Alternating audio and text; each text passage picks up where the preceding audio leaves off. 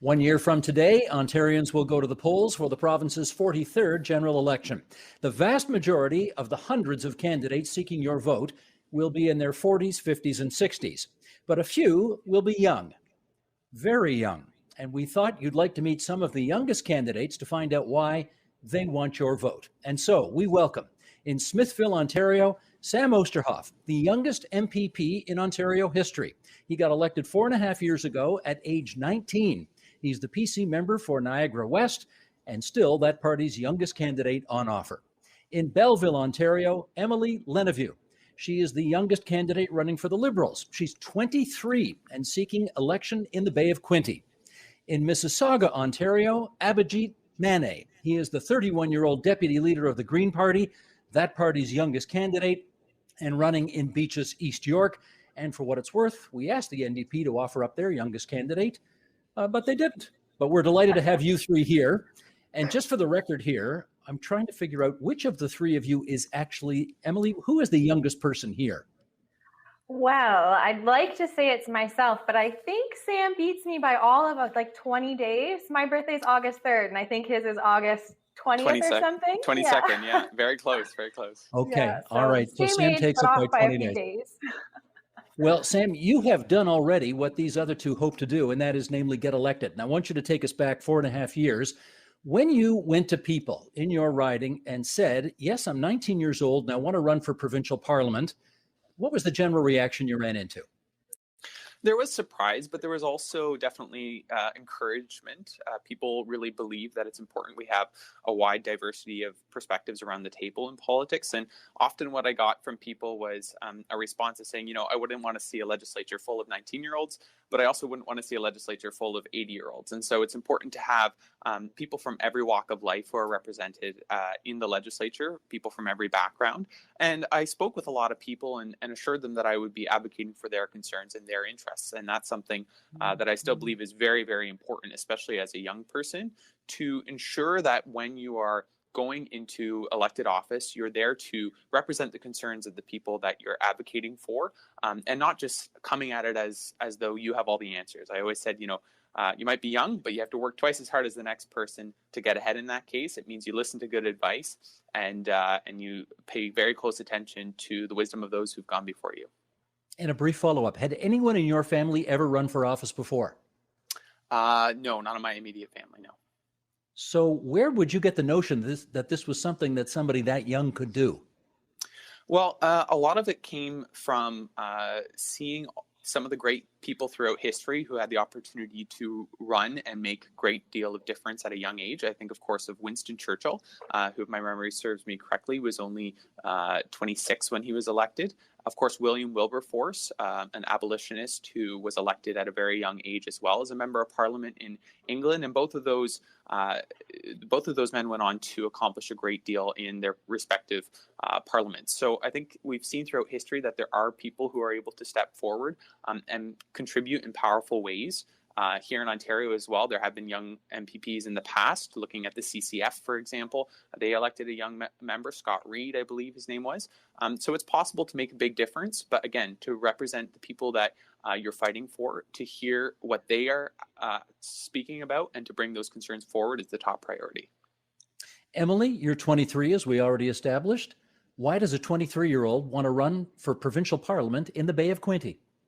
Yes, I think first and foremost, to Sam's point, it's so important that we amplify all voices that are marginalized, not just the youth vote. And we are representing everyone in our riding and all of our constituents. But that being said, I also do want to bring that youth lens. And I'm so excited to be able to hopefully bring more of a youth lens to Parliament. And I think it's so imperative, again, that we're amplifying the voices of all of our youth. But I'm also really excited to sort of bring the audacity of inexperience. And it is important that we work twice as hard and we know that we are kind of, I guess, behind when it comes to experience, but we have the audacity of being a little bit inexperienced and innovative and wanting to really affect change. So I think it's a really exciting time to be a young person in politics. And it's definitely something I've been thinking of from a young age myself. I remember learning about the political system, I think something like grade 3, and just knowing that I wanted to somehow enter that realm. So it's definitely an exciting time. Anyone in your family ever run before? I believe my grandfather actually ran. So if I'm not mistaken, he ran as for a counselor in Ajax. And then he did also run, I believe it was provincially as well, but for the NDP in Ajax as well. And if I'm not mistaken, he got second or third.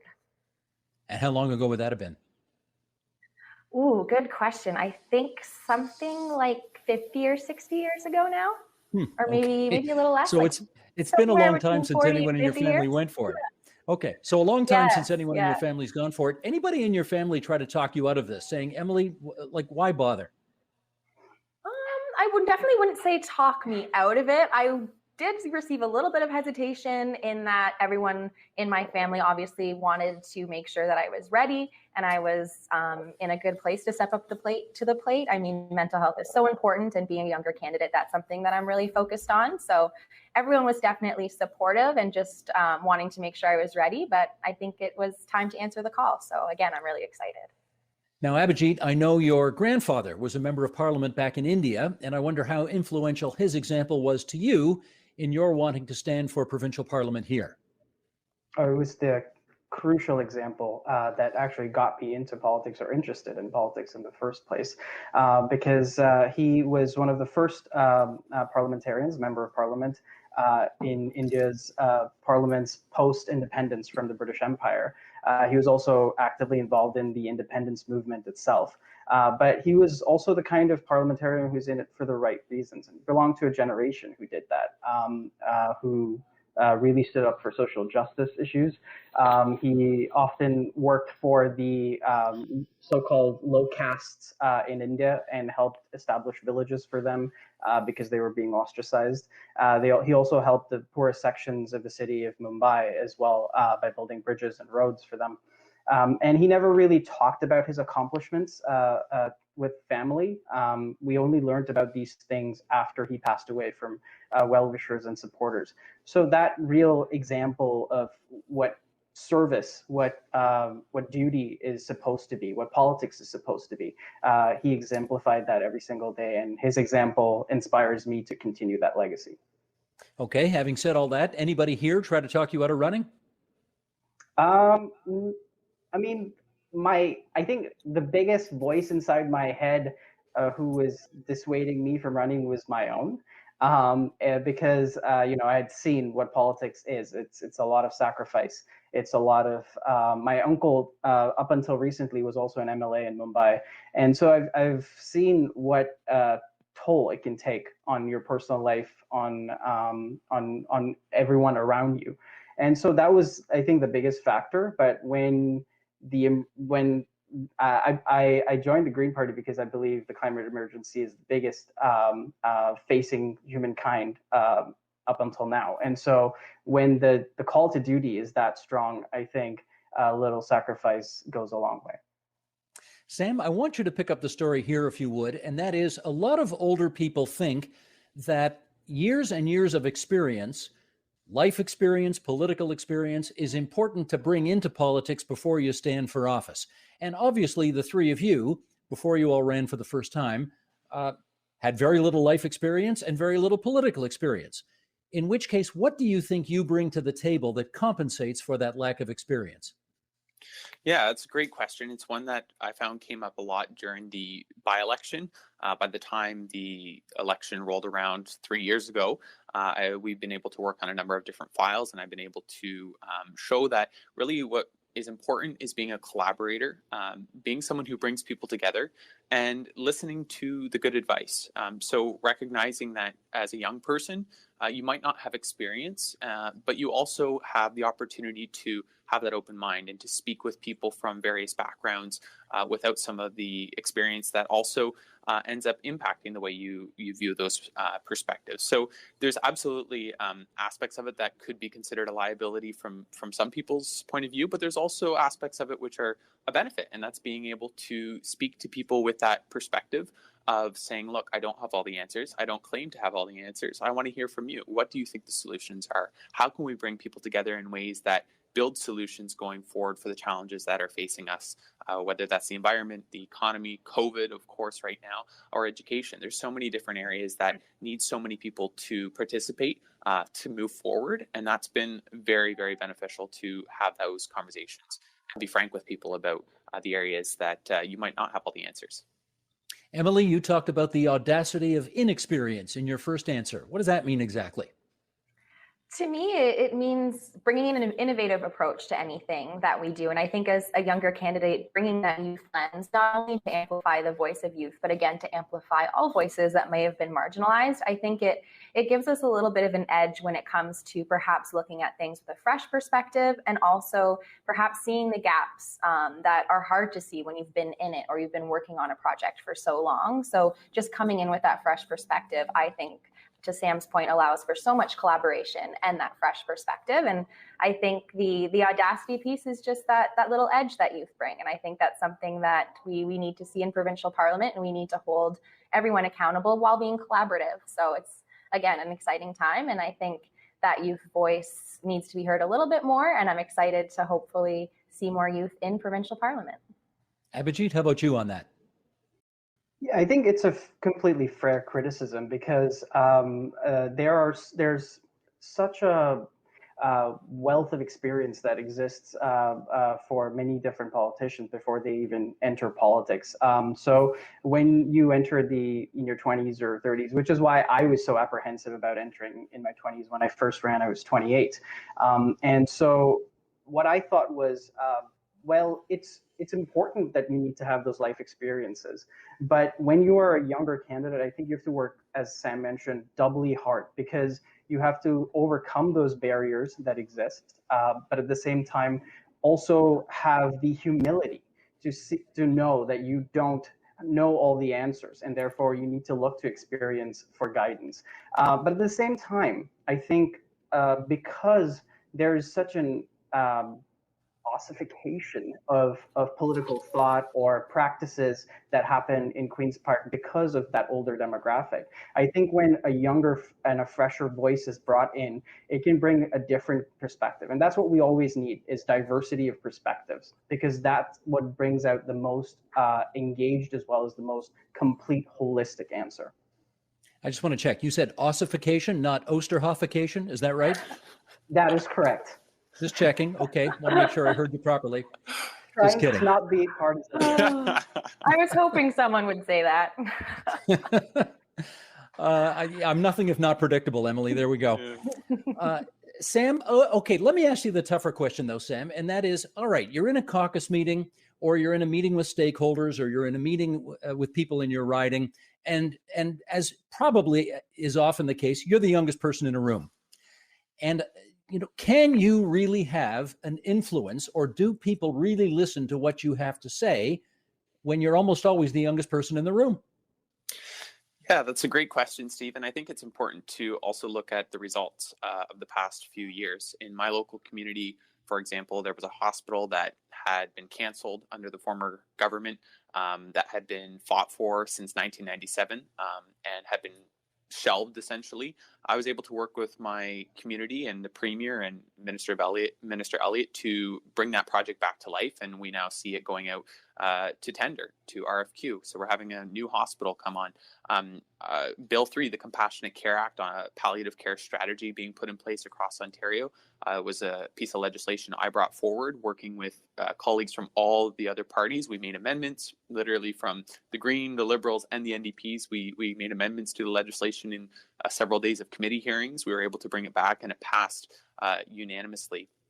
Bringing attention to clean energy, I brought forward a motion on hydrogen technologies and the economic and environmental potential of these technologies. We see the federal government now also bringing forward efforts in this regards, working with their provincial partners. So I think what has to happen if you're a young person is, as I mentioned, being willing to take the advice of those who've gone before you, but also accept the fact that people aren't going to accept right away that you are capable until you prove that you are. And that means going out there, getting results, and then being able to say, listen, here are some of the things we've been able to work on. Let's do more together going forward. Emily, I don't know if you found yourself in similar circumstances. For example, maybe your leader or your party president has had a Zoom call with all the nominated candidates, or I don't know what, but I'm betting there have been occasions over the past several months where you found yourself to be the youngest person in the room, on the Zoom feed, at the meeting, whatever. Do you get the sense that anybody really cares what you have to say? Absolutely. To be honest, I was a little worried in the beginning. I remember jumping on our first Super Caucus meeting with all of our MPPs and candidates and being a little nervous and wondering if the reception would be there for a younger candidate. And I was very much welcomed with open arms. And I think the only thing that I still kind of laugh about a little bit is when I often get the answer of, oh, that's so radical, or, oh my goodness, what a radical idea. And sometimes I don't think the things that I'm saying to any party or to any constituent are, outlandish. So it's interesting to see just how much we'll have to work to get the support on our side for some of those youth lens or youth oriented ideas. But again, I've been welcomed with open arms in terms of my age, and I normally am the youngest person on our Zoom calls, but I wouldn't say that that's something that's noticeable if you were to just walk into the room or at the Zoom screen, if you will. So yes, so far a good experience that way. Abhijeet, any difficulties in your world on being taken seriously when you are, as is I'm sure often the case, the youngest person in the room or on the Zoom feed? Well, I'm 31 now, so I'm less than often the youngest person in the room.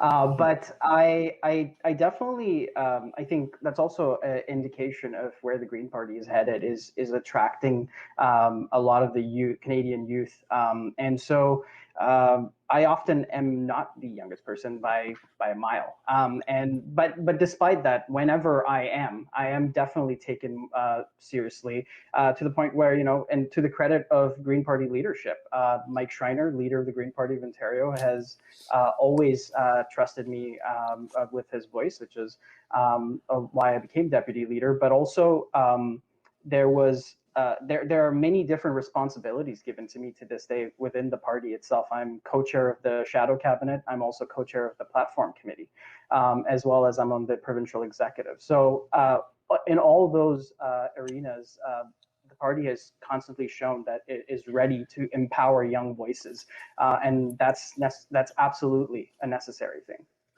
Emily, I want to circle. Oh yeah, go ahead, please. I just wanted to build off of something that you mentioned about not being the youngest earlier, because last election, actually, it was really, really amazing. We had from the Green Party, 18-year-old Jessica Tillman. She was the candidate in Niagara West. We had 20-year-old candidate for the NDP. We had a 26-year-old member candidate running for the Liberals, Joe Caney. And then I also was at the time 20 as well. So we had all younger candidates actually in the riding, and it was very interesting to see the level of debate that happened as a result of that age, because there were a lot more ideas and less personal attacks than I've experienced in the past. It was pretty neat to see. Interesting. Emily, I wanted to point out to you something that I'm sure you're extremely well aware of, and that is that the guy who currently holds your riding, Todd Smith, won by 8,000 votes last time, which is not close. And I wonder did you think about contesting a more winnable riding? Let me put it that way. Honestly, I grew up in the Bay of Quinte. I have always loved our beautiful riding, and I did briefly consider maybe shifting over to Hastings or shifting over to another county. But of course, I'm sort of surrounded by ministers, if you will. We have Daryl Cramp, we have Todd Smith, we have lots of MPPs that have lots of experience. And I think regardless of where I run, first and foremost, I don't want to think of the vote count as much as it's definitely always in the back of our mind when we're making phone calls. I want to think of the riding that I can best represent. And for me, that's definitely the Bay of Quinte. I briefly grew up in the beaches before moving to the Bay of Quinte. So I was in Toronto up until grade 3, and the Bay of Quinte just definitely feels like home. I would say I definitely still have some ties in Toronto, but I feel so attached to the Bay of Quinte, it just made sense. That's a good reason to run there then. Abhijeet, I'll ask you the same kind of question. You're contesting Beaches East York. By my count, the NDP has won Beaches East York 6 of the last 7 elections, and the last time out in 2018, they won it by 11,000 votes. Again, not close, and the Greens came 4th. Did you consider contesting an election where the Greens have been more traditionally competitive? Yeah, I mean, those are far scarce options for Greens out there compared to our NDP, Liberal, or Conservative colleagues for a quote unquote better riding. But I think what that means is that Greens are willing to put their name forward in every single place in Ontario. I chose Beaches East York because that's where I first arrived when I landed first in Canada in 2005. That's where I grew up. I went to Danforth Tech collegiate for high school. And so those are our old stomping grounds. And I feel a real connection to that community. It's a very progressive community, as you mentioned. The NDP and the Liberals have sort of switched back and forth, which is why I think the argument that that normally stifles green progress, which is strategic voting, isn't really a factor because a lot of folks don't want Conservatives to win, so they vote for either the Liberals or the NDP, whoever's strongest. So in this case, you don't really have to worry about that because the Conservatives really won't be winning in Beaches East York. So you can really vote your heart out there, which really is something that we're working on. And also this is going to be unlike any campaign that Beaches East York has seen before. It's a serious campaign. We're already fundraising. We're already making calls, and the response that we're getting is really phenomenal. All right. In our last few minutes here, Sam, I'm going to get you to give these other two some advice because, as I suggested off the top, you are now where they hope to be. You are the guy who got elected. One of the things that you decided, though, when you ran for the by-election was to run in a riding that was a pretty reliably conservative riding. You weren't trying to swim upstream in the way that these other two have been. Is that part of the trick in this, do you think? Pick a riding where your party at least has got a shot? What's your advice on that front? No, this is my home riding. I'm born and raised here, lived here my entire life. I can't imagine representing another area. The people who I fight for at Queen's Park are my neighbors, my friends, the people I see when I go to the grocery store. I was born in the hospital and now we're getting a new one. At the time I was born, they were fighting for a new one and now we're able to get it. Things like that, I think really, really matter. So I really empathize with the considerations that people have for quote unquote, safer ridings. But I think when it comes down to it, you have to run in a place where you're able to connect and represent the people on the street. And I have a lot of admiration for both of my colleagues here who are running in ridings that might be a little tougher for their particular parties, but clearly they're debating ideas and they're debating bringing forward ways that they can serve the people in their community. So I think that's admirable. I would just say, the advice that I have is the same advice that I tell people all the time. Listen to good advice, surround yourself with wise people who have more experience, especially if you're younger, and you do have to work twice as hard when you're a bit younger. I would also say, just remember that you don't walk for office, you run for office. So be willing to do a lot of work, and it will pay off whether or not you win. And does your admiration reach such levels for them, Sam, that you both hope that they win their seats? Well, I will say I'm hoping that in the Beaches East York, if you get all three parties, the NDP, the Liberals, and the Greens with enough of a split, then maybe the Conservatives actually do have a shot. So keep going. I'm hoping to see that happen. But no, in all seriousness, I do wish my colleagues the very best. I know it's going to be a very busy year, especially with the changes of COVID and impacting campaigning. I know that's changed our strategy. Normally I'm out on the doors in the summer visiting people. We'll see what ends up happening this year as a result. But I think it's going to be impressive to see how people interact with the issues, especially coming out of this global pandemic. Three young voices running for office: Sam Osterhoff, Emily Lenevue, Abhijeet Mane. We thank the three of you for coming on to TVO tonight, and we hope you enjoy the next year of your lives, because I got a feeling it's going to be busy as hell. Thank you. That's absolutely right. Thank you, Steve. Thank you.